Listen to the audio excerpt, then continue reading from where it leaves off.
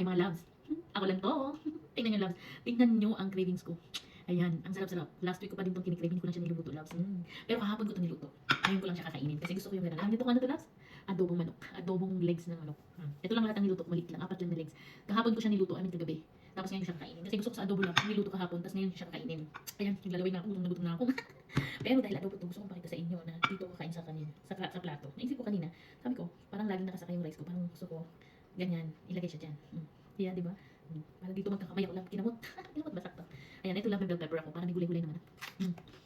Mm. Siyempre, yung aking radish kimchi, ang gawa-gawa ko lang. Tsaka yung garlic natin, ayan. Di ba, loves? Nalagay para kita. Ayan, ating turmeric tea. Turmeric and lemon tea.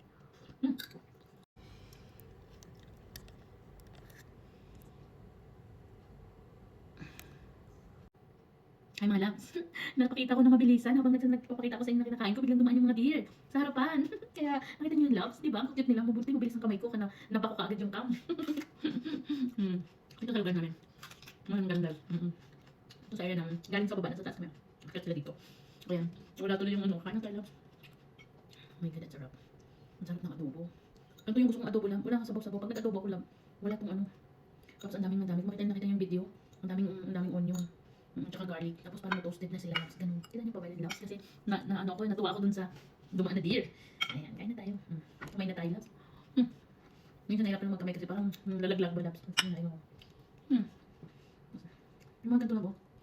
Onion and garlic. Yung mga onion ang dami. Iba ang mag-adobo. Yung adobo ko lang. Yung kaldero, lagay ko siya doon. Lagay ko yung manok. Tapos tatakpan ko muna siya ng 5 minutes.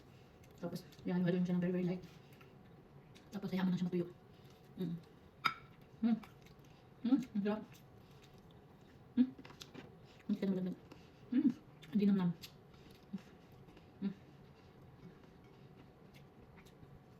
Walang sabaw yung adobo ko lang. As in wala. May konting mantika lang galing sa manok. Yung suka, yung toyo, sinitip na lahat.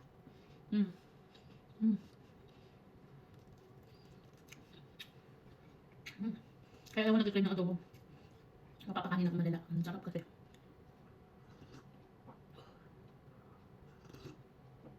Ang sarap ang init. Oh. May ano yan siya. Ano. Gusto ko na nang ininom yan sa gabi. Sa dinner ko.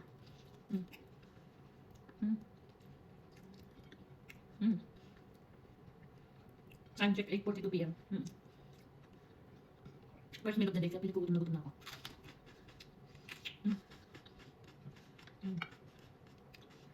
Siyempre, may kimchi ko.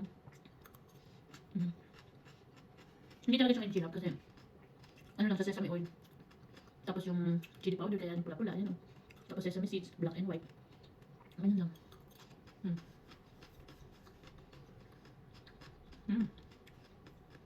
Saan kumain ng crunchy-crunchy?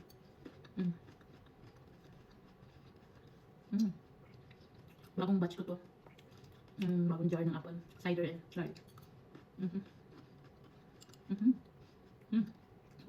Ang sarap. Okay, baksa ka naman. Ganyan na adobo ko lang. Parang lito na siya lang. Naprito-prito na kasi. Kasi wala siya. Ito lang lahat ng niluto ko. Walang kasabaw-sabaw lang po.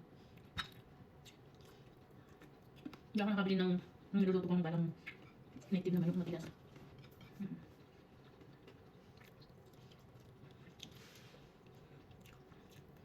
Natabi ko siya niluto. Kasi nakaplano siya, gusto ko naman kainin.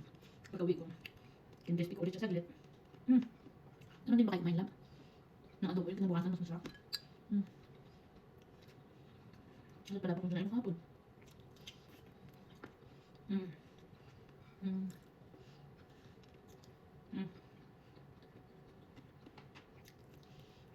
Sarap. Ay, wala ka ng kanin siguro nito.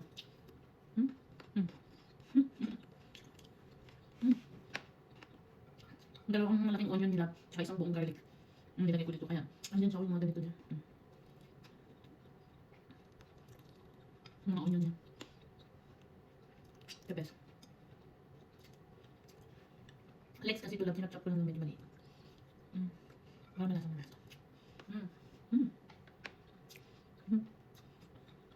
Kapay natin mo lang. Mag-adobo ka na rin.